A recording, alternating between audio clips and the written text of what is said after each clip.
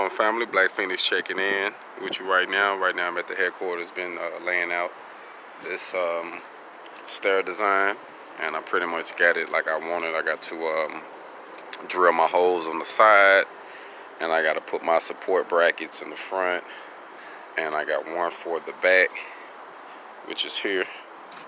I got to put it in. I'm gonna weld it between here and one in the front. But this is a 5 steps, 3 foot high and 4 foot wide. So they got one of the handrail on the right side, and like I say, after I finish getting everything tacked up and stuff, I'm gonna go and drop it off to my guy that's gonna be painting it. So that's the goal right now, is to get everything